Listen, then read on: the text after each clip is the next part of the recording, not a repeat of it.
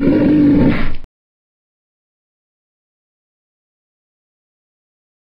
vu sur cette affiche du festival, moi qui ne suis pas un expert en BD, je dois vous l'avouer, j'ai reconnu plein de personnages et je me disais, tiens, Art Spiegelman est devenu œcuménique et j'aimerais avoir votre sentiment, simplement une impression sur cette affiche du festival. Well, I was really excited about having an exhibition in Paris. Écoutez, j'étais enthousiaste à l'idée d'avoir cette exposition, d'avoir une affiche dans le métro de Paris. Et c'est particulièrement important pour quelqu'un qui travaille dans le dessin. Mais je n'ai pas voulu travailler comme une tâche obsessive et compulsive. Il fallait avoir du vertical pour la fenêtre de la FNAC, il fallait de l'horizontal pour d'autres endroits. J'ai donc finalement fait cette composition en plusieurs modules, ce qui permet de la disposer de plusieurs manières possibles. Alors, la grande constante ici, c'est with Rudolf Topfer on it, which is the bridge between the various centuries that I'm trying to traverse here. And I just started working with the idea of torn posters, thinking that's what would happen to my exhibition within 1 month of it appearing in the Metro. And I kept trying to find ways to compose so that all the sponsors who were so important to the festival, each of whom have a logo, which in my shorthand is described as le chacroute pour le poster, could be composed and work well in the different ways that would be shown. L'affiche de différentes manières. Donc vous êtes content du travail qui a été réalisé? I'm never satisfied with the jobs, vous savez, je ne suis jamais satisfait. I acquitted myself as well as I could by making it dense enough to be worth looking at more than one time. Qu'est-ce qui vous intéresse particulièrement dans ce festival d'Angoulême? C'est une question un peu bateau, mais does it mean something special for you to be the Est-ce que c'est quelque chose de spécial pour vous? Est-ce que ça a une importance particulière? It's both a great honor and a pain in the ass. Oui, c'est à la fois un grand honneur tell us about the honor. Okay. Well, the honor has to do with the fact that for many decades, pendant de nombreuses décennies, la France, en général représentée par Angoulême, était le capital de la bande dessinée, à part Tokyo. Took comics much more the way I take them. Vous abordez la bande dessinée un petit peu comme je la vois, comme je la vis aussi aux États-Unis en tant que créateur de BD. Quand j'étais jeune et célibataire, j'essayais de draguer les jeunes femmes dans les bars et je ne disais pas que j'étais créateur de BD, ça aurait réduit mes chansonnets à néant. Ma femme, maintenant, c'est elle qui tire les ficelles dans notre petite entreprise. L'idée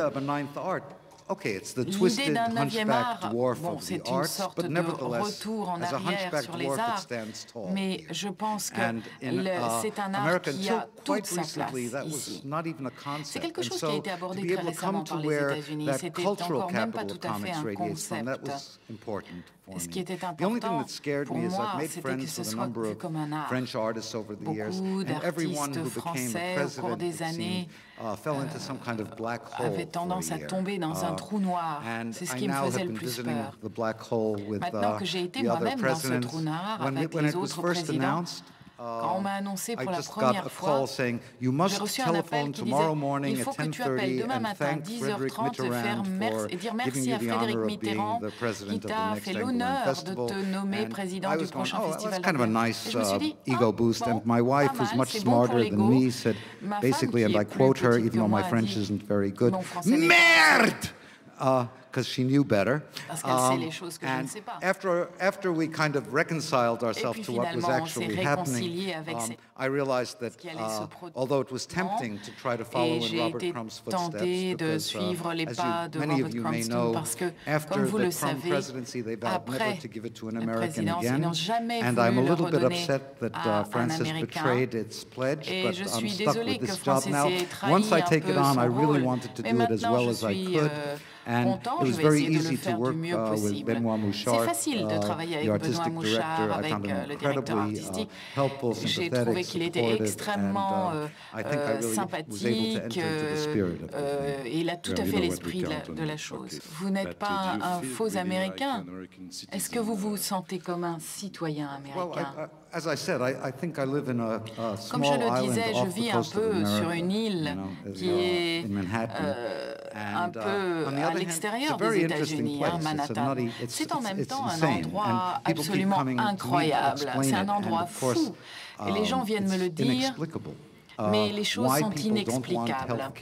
Pourquoi les gens ne veulent pas de système de santé? Ça n'a pas de sens pour moi, ça n'a pas de sens pour mes amis européens non plus. Je suis étonnée de voir à quel point la France suit les Américains de près. Je ne peux plus fumer en France, c'est comme c'était aux États-Unis déjà avant. Mais vous êtes quand même encore un peu mieux que les Américains. La bande dessinée, c'est un média pour vous? Est-ce que les choses ont beaucoup changé depuis 20-30 ans en tant qu'activité? Oui, ça a complètement évolué. Je me sens très heureusement désorientée dans ce monde. J'aime bien, je suis bousculée. Avec Françoise, on réussit à percevoir certaines choses. Maintenant que tout s'effondre, les économies s'effondrent, les cultures s'effondrent, on a l'impression que tout ceci se transforme en un ensemble de créatifs un peu absurdes.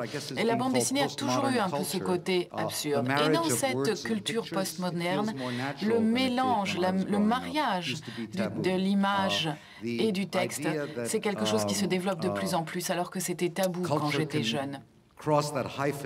Il faut essayer de traverser ce fossé entre ce qui est haut et ce qui est bas. Et c'est quelque chose d'assez extraordinaire à observer. Aux États-Unis, et maintenant ici aussi, les éditeurs paniquent au moment d'éditer un livre. Avec la technologie, on s'aperçoit qu'on peut faire les livres les plus magnifiques qu'on a jamais pu faire. La technologie est de notre côté. Je me suis toujours considérée comme un artiste qui travaillait pour le livre et pas pour le mur. Et ça permet un certain type de bande dessinée qui n'est pas aussi lié au commerce. On n'est plus marié avec le business comme c'était le cas autrefois. Aujourd'hui, tout est issu de la BD quelque part. Et la BD a son mode d'expression plus que jamais, en France comme aux États-Unis.